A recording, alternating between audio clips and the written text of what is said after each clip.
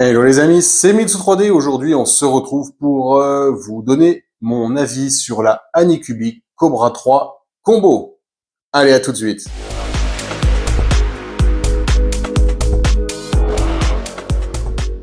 Donc, comme vous pouvez le voir, elle n'est plus à la place où je l'avais mise, à la place de la Kiddy X Max 3. Tout simplement parce que je l'ai renvoyé au SAV en retour contre remboursement ce week-end et je vous explique pourquoi, ce qui m'est arrivé, ce qui m'est pas arrivé aussi et les raisons qui ont fait ce retour. Depuis le début, dans la vidéo de montage, je vous avais montré, j'avais des soucis de première couche.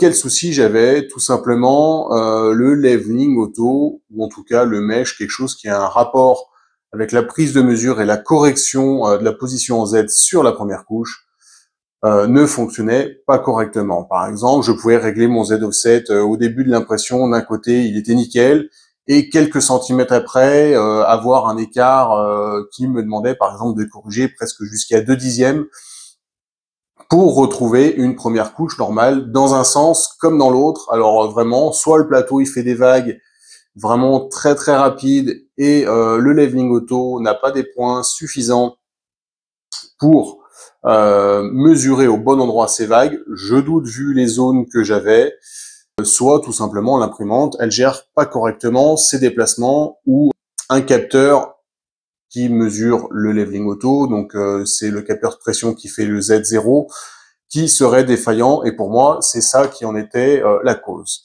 S'en est suivi pas mal d'échanges pendant 2 mois avec Anycubic et avec Jigbuying sur le site sur lequel j'ai acheté l'imprimante.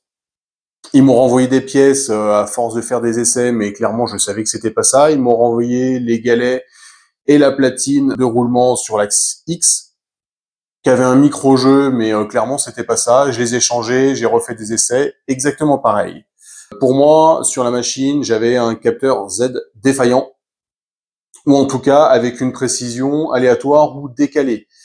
J'aurais pu, si le capteur avait simplement un décalage permanent, corriger sous le plateau en faisant du calage, moi par exemple avec du scotch, avec du clinquant ou n'importe quoi, permettant de rattraper le Z offset et une première couche correcte, mais ça avait l'air aléatoire et j'ai pas eu envie de me prendre plus la tête que ça. J'ai passé 2 mois sur la machine, j'ai quasiment pas imprimé avec, j'ai quand même pu tester la CE, qui marche plutôt bien de ce que j'en ai testé, mais avec des paramètres d'origine dans le slicer qui mangent quand même énormément de matière. En tout cas, comme je m'y attendais, hein, sur des grosses figurines, c'est pas du tout adapté. Ou alors, il faut imprimer pas mal de choses sur le plateau et pas que ce soit très très haut. C'est super propre pour des enseignes lumineuses où on va faire des dessins dedans, ou pour de la petite figurine qu'on peut remplir sur le plateau. Là, clairement, on va rationaliser le rapport impression-perte. En tout cas, sur mes essais que j'ai fait avec le profil de base, c'était pas du tout concluant en termes de perte si on imprime une seule chose. Donc voilà, moi je conseille quand même pas trop de l'acheter. En tout cas, j'ai vu beaucoup de posts sur internet traitant des soucis identiques à moi. Pas mal de personnes ont reçu une tête entière. Moi, ils m'ont proposé un remboursement après 2 mois. J'en ai eu marre, j'ai dit oui, je l'ai renvoyé à mes frais. J'aurais aimé avoir une tête quand même pour vous finaliser cette review correctement. Mais je n'ai pas pu, je n'ai pas eu de proposition d'avoir un plateau neuf. Il y en a pas mal qui ont eu des plateaux ou des têtes. Bon, j'ai pris le remboursement, j'ai arrêté les frais là-dessus, j'ai largement assez perdu de temps là-dessus. On a tous qu'une vie, hein. J'ai une vie à côté de la chaîne. L'imprimante avait été achetée uniquement pour faire des tests et pour vous donner un retour. Bah, clairement, j'en ai été très déçu. Et les retours internet me poussent dans mon positionnement que c'est une machine qui est clairement associe beaucoup de problèmes de leveling auto vu sur internet, pas mal de problèmes de fuite sur la haute-end. Donc pour ceux qui l'ont, contrôlé clairement le montage et le serrage de la buse, hein, c'est assez embêtant de casser une tête à cause de ça.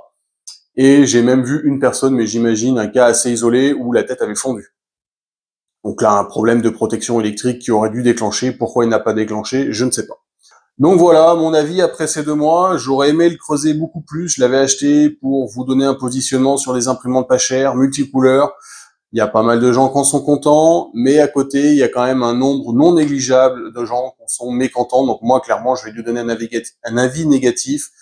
Je conseille toujours des imprimantes que j'ai testées ou que je connais les retours de mes connaissances et je ne les conseille pas sans avoir du retour derrière. Celle-là, elle en a quand même pas mal de mauvais. Oui, elle est attirante, elle est pas chère, mais aujourd'hui, je pense qu'il faut quand même y faire attention. Ou après, c'est au choix de chacun de choisir ce qu'il veut acheter en fonction de son budget. Vaut mieux, clairement, on voit pas mal de posts. J'hésite entre la A1 Combo et la Cobra 3 avec l'Ace. Clairement, si vous avez le budget pour la bambou, partez directement dessus, vous posez pas la question, il y a très peu de retours SAV dessus, on n'en entend pas beaucoup parler, et le SAV répond très bien et connaît les problématiques de ces machines quand il y en a une. Voilà, j'espère que vous serez pas déçus par cette imprimante pour ceux qui l'ont acheté. Moi, j'ai pas eu de chance, donc retour au fabricant, remboursement, ça me coûte les frais de port, mais c'est pas bien grave, surtout beaucoup de temps de perdu, c'est ça qui est le plus décevant. J'aurais espéré vous montrer cette imprimante pas chère a été potentiellement de bonne qualité, mais ce n'en est pas le cas. Voilà, merci de m'avoir regardé jusque-là, merci à vous et bonne journée.